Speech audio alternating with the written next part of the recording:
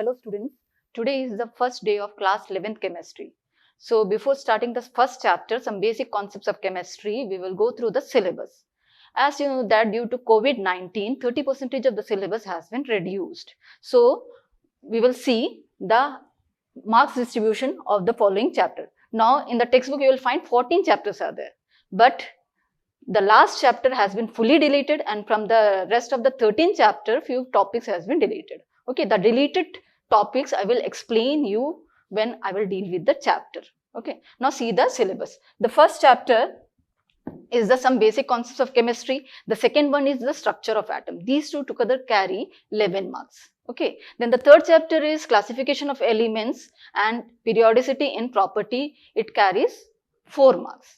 Then fourth chapter, chemical bonding and molecular structure. Then the fifth, states of matter.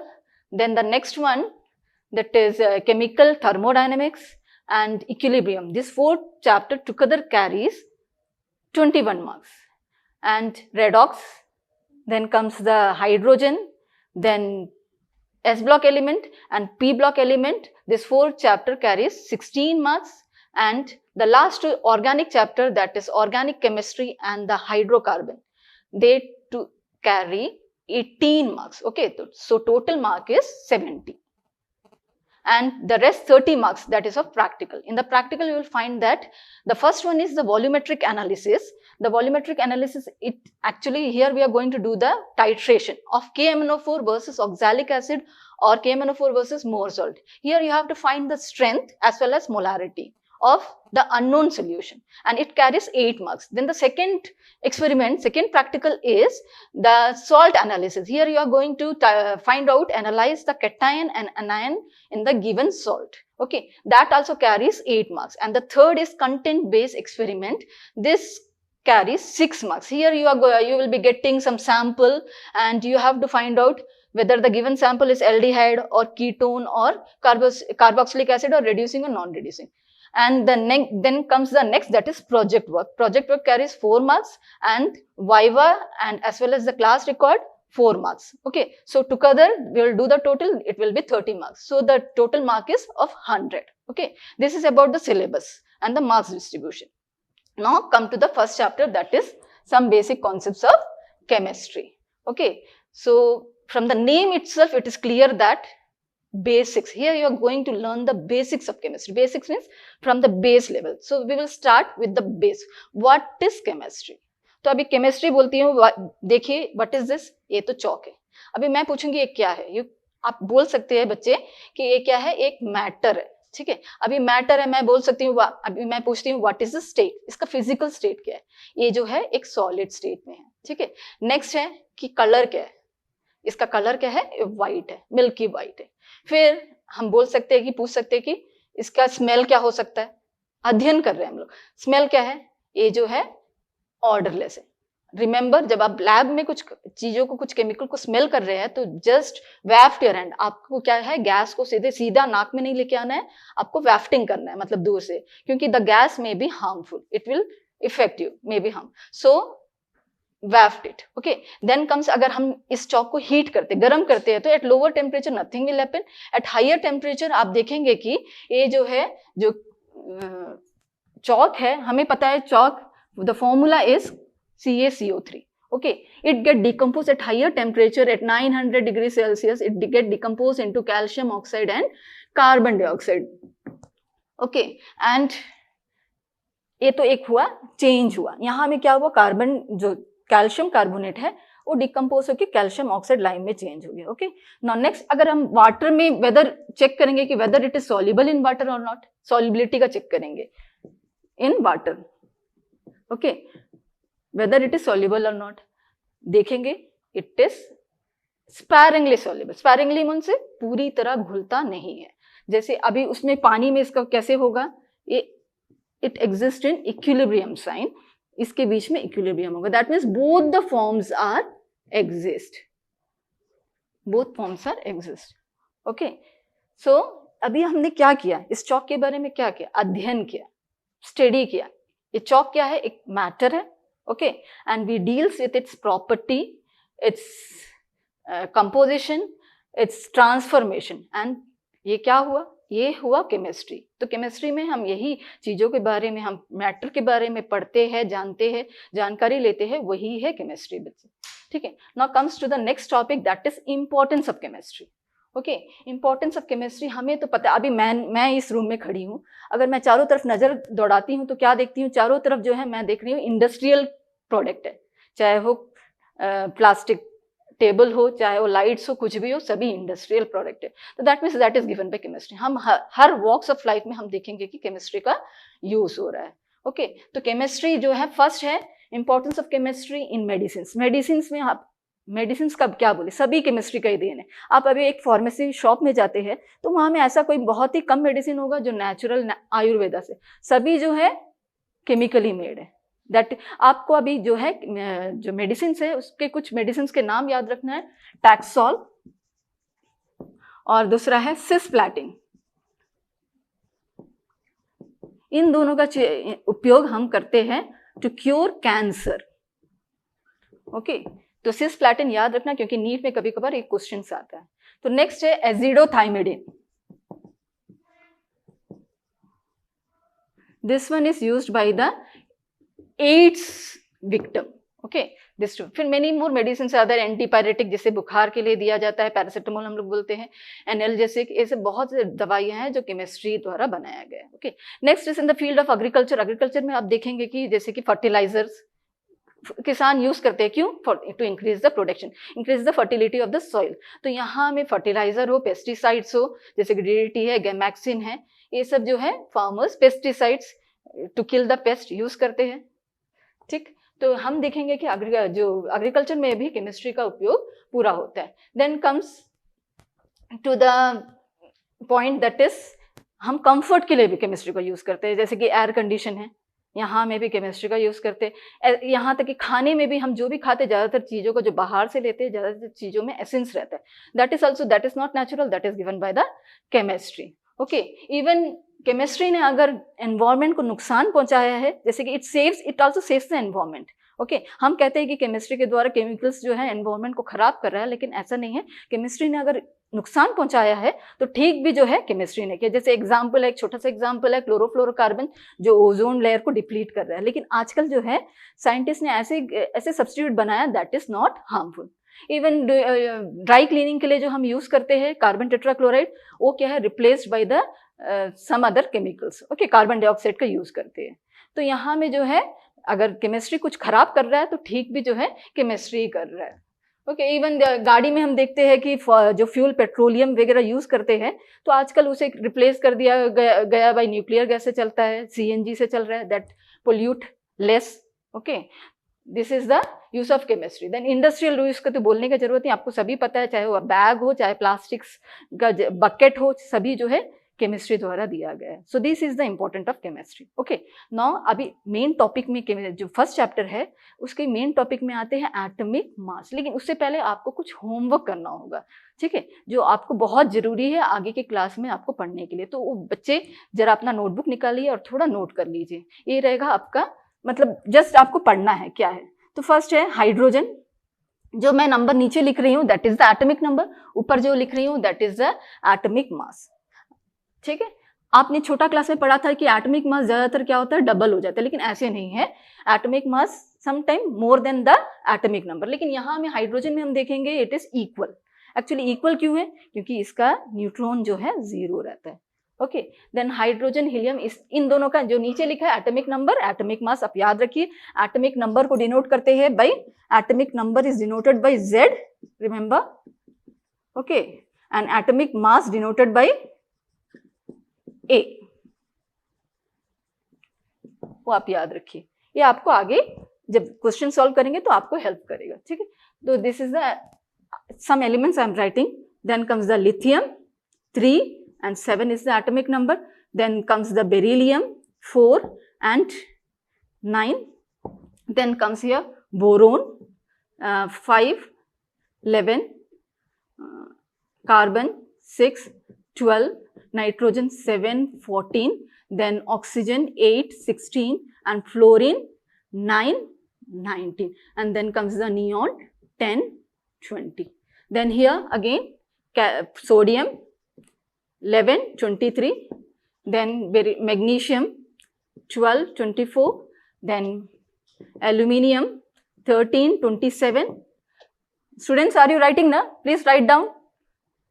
Silicon 14, 28, then nitrogen, phosphorus 15, 31, sulfur 16, 32, fluorine, this one chlorine, here it is 17 and 35.5, and argon, the atomic mass number is 18 and its atomic mass is 20. Then comes the, after sodium, potassium 19, 39, and calcium. Up to here already you have learned in previous class, that is up to class 10th you have learned it. Okay, now after this few more elements name as well as the formula and the atomic number and atomic mass you should by heart it. They are chromium, remember its atomic number is 24 and mass is 52. Then comes the copper 29, 63.5, then iron 26, 56, then comes the silver 47 and 108. At least you by heart this formula, this atomic number and atomic mass of these elements. Okay, it will be helpful for finding out the atomic mass. So note down, students. Okay, now one more thing is the compound. Okay, the formula of the compound also you should remember it. So what are the important compounds? They are methane, then methyl alcohol. I am not saying the UPSC name because in the last two chapter you will deal with that. ज़्यादा पढ़ाया तो फिर confuse हो जाएंगे करके sir just इसका formula जो है आपको याद करना है. Ethyl alcohol only common. Okay, then comes acetic acid, vinegar, then comes CHO. Yes, ये क्या है? ये है फॉर्मेल्डिहाइड. अगर इसमें पानी मिला देते हैं, याद रखना कमर्शियली जो 40% अगर हम पानी मिलाते हैं इट बिकम्स फॉर्मेलिन. फॉर्मेलिन का यूज कहाँ करते हैं? To preserve. इन लैब में आप देखेंगे बहुत सारे जो छोटे छोटे जो स्पेसिमेन में रखा जाता है that is preserved in formalin. Formalin क्या है? 40% ऑफ फॉर्मेल्डिहाइड, दैट मीन्स इसमें 60% वाटर रहता है और बाकी जो है 40% फॉर्मेल्डिहाइड रहता है. ठीक है, उसी प्रकार है ग्लूकोज. ग्लूकोज का फॉर्मूला है C6H12O6, then come sugar C12H22O11. Okay, then some acids, formula of the acid, nitric acid, sulfuric acid. This thing you have to learn it beforehand. Okay, then glycol का याद रखना formula क्या है? OH. ये सब आपको बीच बीच में कुछ फॉर्मूला क्वेश्चंस, न्यूमेरिकल क्वेश्चंस में ऐसे उसमें वर्डिंग्स में दिया रहेगा, आपको फॉर्मूला आपको याद रखना जरूरी है. ग्लिसरॉल में क्या होगा? ग्लाइकॉल है, ग्लाइकॉल में अगर 2 कार्बन है तो ग्लिसरॉल में कितना कार्बन होगा? 3 and 3 OH will be there. Glycerine तो सुना होगा. ग्लिसरीन क्या है? Water added form of glycerol. अगर एक ग्लाइकॉल है तो ये water added form of glycerol है, याद रखना. ग्लिसरीन इसका वाटर एडेड फॉर्म है. तो ये था कि आपका होमवर्क आपको पहले से याद करके रखना है. Okay students, now come to the topic of this chapter, that is the first one is atomic mass. Okay, atomic mass. अभी एटॉमिक मास अभी कैसे समझे? जैसे कि कोई भी एटम्स का मास निकालना, तो उसे कैसे निकालते? जैसे हम भी अभी कोई बड़ा ऑब्जेक्ट है, हम क्या करते हैं? हम जो है केजी में, उससे भी बड़ा है तो टन्स में, छोटा है तो ग्राम में. लेकिन एटम्स तो बहुत ही छोटा है, बहुत ही छोटा है, उसे ग्राम्स में तो नहीं ले सकते. तो 19th सेंचुरी में जब साइंटिस्ट उस समय जो है, अभी आजकल जो है मास स्पेक्ट्रोस्कोपी है, टेक्निक्स है जिसके द्वारा हम एटम्स का मास निकाल सकते हैं. लेकिन 19th सेंचुरी में ये नहीं था. तो साइंटिस्ट ने क्या किया? कैसे निकाला एटम्स का मास? उन्होंने क्या किया? जैसे अभी मैं एक एग्जांपल बता रही हूँ, जैसे कि 1 kg. 1 kg को अगर मानते हैं, स्टैंडर्ड नहीं है, just we are thinking that अगर 1 kg है उसे स्टैंडर्ड मानते हैं, तो स्टैंडर्ड मान के चलते हैं तो इसका आधा क्या होगा? Half of this, that is 500 ग्राम. क्या? Half of this is 500. अगर उसका 100 ग्राम बोलते हैं तो 100 ग्राम्स बोलते हैं तो क्या होगा? इसका 1/10 है. 1/10. यहाँ पे देखेंगे 2 kg जैसे मैंने लिखा है. 2 kg क्या होगा? 2 टाइम्स ऑफ 1 kg. तो यहाँ पे आप देखेंगे कि जो भी लिखा है इसे अगर मैं स्टैंडर्ड मानती हूँ तो ये क्या हुआ, कंपैरिजन, इससे मैंने कंपेयर किया 1 kg से कंपेयर किया कि ये आधा होगा केजी 1 kg का, ये क्या होगा 1/10 टाइम्स होगा, ये ट्वाइस होगा। तो यहाँ में मैंने जैसे स्टैंडर्ड लिया है वैसे ही साइंटिस्ट ने एटम्स के मास को मेजर करने के लिए एक स्टैंडर्ड यूनिट का यूज किया है। इन द 19th सेंचुरी, जब 19 से उस समय जो है कोई टेक्निक्स नहीं था, जैसे आजकल जो है मास स्पेक्ट्रोस्कोपी है जिसके द्वारा मेजर किया जाता है मास को प्रिसाइसली, लेकिन आज उस समय कुछ नहीं था। तो साइंटिस्ट ने हाइड्रोजन को जो है शुरुआत में 1 यूनिट माना। ओके, देन उसके बाद 1961 में again mass of carbon 12 isotopes was selected as the standard unit for measuring the atomic mass of different element. Okay, तो यहाँ में एक न्यू टर्म्स आया, that is atomic mass unit. What is 1 AMU? It is 1/12 of the mass of carbon 12 isotope. Carbon 12 isotope, actually carbon is available in 3 isotopic form और इसमें जो है सबसे स्टेबल फॉर्म है 12, तो करके स्टैंडर्ड के लिए स्टेबल फॉर्म लिया गया। और ये किसने लिया? This one is selected by the international union of chemist.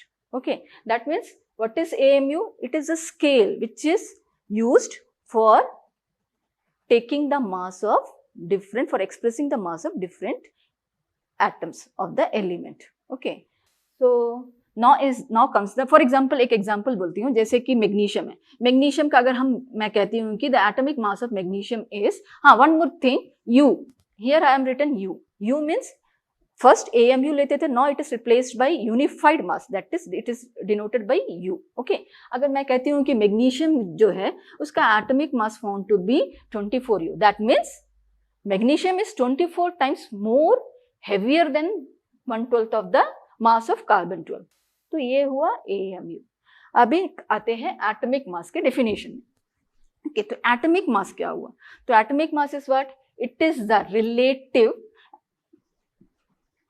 Average relative mass of an element, याद रखना, of an atom of an element, mass of an atom of element, यहां हमें ये वर्ड भी याद रखना है, एटम ऑफ एलिमेंट ये वाला, और यहां में हमने यूज किया है एवरेज रिलेटिव मास। किससे कंपैरिजन किया है? Compared with mass of what, which one? Carbon 12 isotope, mass of carbon 12 isotope. Okay, this is the definition for atomic mass. Why I have used the word average here? ठीक है, कारण ये है कि कभी कभी हम देखेंगे कि कोई आइसोटोपिक एलिमेंट्स है, जैसे कि एग्जांपल है क्लोरीन। ओके, क्लोरीन है, it is available in 2 isotopic form, that is chlorine 735 and chlorine 1737। अभी इनका जो एटॉमिक मास निकाला गया, कैसे निकाला गया? By taking the average of both the isotopic form. कैसे? वन मोर थिंग, जब निकालते हैं तो इनका रिलेटिव एबंडेंसी जानना जरूरी है। तो रिलेटिव एबंडेंस जो है इनका है 3:1। ओके, तो कैसे कैलकुलेट करते हैं average atomic mass? Average atomic mass by 35 into 3 plus mass of second into its abundancy divided by 3 plus 1. So here that comes the answer 35.5 U. तो ये 35.5 कैसे आया है? By taking the average. Okay, करके यहाँ word दिया गया है average, और relative means we are relating to carbon. Okay, so this is about the mass, atomic mass of the given atoms, how to find out. Okay, now comes one more term is there, gram atomic mass. What is gram atomic mass? Gram atomic mass, ठीक है, अगर U का जगह हम ग्राम में लेते हैं तो that is a gram atomic mass means that much quantity whose mass is numerically equal to the mass of carbon 12 isotopes, whose mass numerically equal to mass of carbon 12 isotopes. Okay, quantity यहाँ लेते हैं.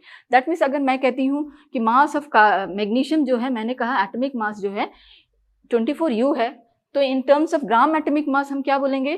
The gram atomic mass में जो है, gram atomic mass में हम कहेंगे it is 24 gram. Okay, इसे और एक वर्ड से जाना जाता है 1 ग्राम एटम. 1 ग्राम एटम, अभी क्वेश्चन आता है 1 gram atom of magnesium means 1 gram atom of magnesium means which is equals to gram atomic mass of magnesium. Okay, gram atomic mass of magnesium which is equals to 24 gram. ठीक है, यहां हमें you का जगह हमें ग्राम use करना है. ठीक है स्टूडेंट्स, अभी ये हो गया ग्राम एटमिक मास, इससे पहले था ओनली एटमिक मास, यहाँ gram atomic. Now comes the another topic that is molecular mass. Okay, molecular mass पहले एटमिक मास क्या था? जैसे एटमिक मास एक बूंदी है, मॉलिक्यूलर मास क्या है? उस बूंदी का लड्डू है. दैट मीन्स कैसे बनाया? By combining the atomic mass of different element. In the same way molecular mass क्या है? It is the average relative mass of the molecule. वहां हमने वर्ड किया ऑफ द एटम, यहाँ में हमने यूज किया है of the molecule. Average relative mass of the molecule compared with the mass of the atom of carbon 12 isotope. ठीक है, how to calculate the molecular mass of different compounds, कैसे निकालेंगे? Molecular mass निकालने के लिए याद रखिए, अभी मैं 2-3 कंपाउंड का एग्जाम्पल बताती हूँ कैसे आप इनका मॉलिक्यूलर मास निकालेंगे. तो सबसे पहले है हमारा सबसे सिंपल कंपाउंड है वाटर. अभी इसका मॉलिक्यूलर मास निकालना है, तो आप क्या करेंगे? कितना वाटर, हाइड्रोजन कितना है? 2 है, 2 into hydrogen plus 1 into oxygen. तो यहाँ पे हमें मिलेगा 2 इंटू हाइड्रोजन का मास कितना है? Yes, it is 1. Actually it is 1.008 है. यहाँ हम अप्रोक्सीमेट वैल्यू ले रहे हैं, 1 ले रहे हैं. ओके, एंड ऑक्सीजन का है 16. तो अगर यहाँ टोटल करेंगे 2 into 1, 2 plus 16, it is equals to, yes, it is equals to 18U. Okay, ये U में रहेगा. ऐसे मॉलिक्यूलर मास के लिए हम U यूज करते हैं. U means unified mass. Okay, now next, yes, acetic acid. इस केस में यहाँ पे number of carbon only 2 carbon are the. एक साथ लीजिए, अलग अलग से नहीं करना है, एक साथ भी ले सकते हैं, अलग से भी कर सकते हैं, लेकिन एक साथ लेना ज्यादा इजी है. 2 कार्बन है तो यहाँ में 2 लिखा, 2 इंटू carbon. Then see the number of hydrogen here. Total number of hydrogen is 4 hydrogen and oxygen 2. So 2 into oxygen. Okay, this all the units they are in U. एक साथ लिख देती हूँ मैं. 2 into 12 plus 4 into 1 plus 2 into, yes, 16. So here you will be getting 24 plus 4 plus 16 to the 32. Sum it and see what will be the answer. इसका सम क्या होगा? Yes, 28 plus 32, yes, it is 60 U होगा. Okay students, तो इस प्रकार हम calculate करेंगे acetic acid का. Now comes the formula of the compound such as ferric chloride. देखिए, आयन का मास मैंने पहले दिया था, तो यहाँ पे आपको क्या है, ये यूजफुल होगा ये मास का लिखने के लिए, एटॉमिक मास. तो फेरिक क्लोराइड का कैसे यूज करेंगे? एक आयन है 1 into Fe plus 3 chlorine atom से 3 इन U. यस स्टूडेंट्स, क्या है बताइए? आयन का जो मास है it is, yes, it is 56. Okay, plus 3 into 35.5. Now calculate it and see what will be the answer. Okay, और एक चीज मैं बोलना चाहती हूँ, यहाँ में मैंने फेरिक क्लोराइड यूज किया. फेरिक जब आयन का जो है आयोनिक स्टेट +3 है, अगर फेरस है FeCl3 में Cl2 यूज करती हूँ, यहाँ में Fe2+ है, स्टेट इसका 2+ है, तो फेरस यूज करेंगे. +3 है तो फेरिक यूज करेंगे. यहाँ कैलकुलेट करिए, 56 प्लस 35.5 इंटू 3, 3 5 से 15, 3 5 से 15, 16, 3 3 से 9, 1 10. Okay, this is the 106.5 for this one, and calculate both, add both, we will be getting the answer. 56, then 5, 12, 6, 1. Yes, The answer is 162.5 U. Okay, this is the way how to find out the molecular mass for ferric chloride. Okay, now comes the next compound. Yes, here I am going to give you the mass of element. Can you say the what will be the formula of glucose? Yes, already I said it is C6H12O6. Okay, now we will find the mass of glucose. So how to find out the mass of glucose? In the same way, 6 number of carbon plus 12 number of hydrogen plus 6 into mass of oxygen. Okay, then comes the answer 6 into 12 plus 12 into 1 plus 6 into 16. Okay, then calculate it and you will be getting the answer. This is equals to 72 plus 12 plus 6 is 36, 36, 6 1 is 6, 7, 8, 9. Okay, and calculate total it and we will be getting the answer 96, 72 plus 12. It is equals to, yes,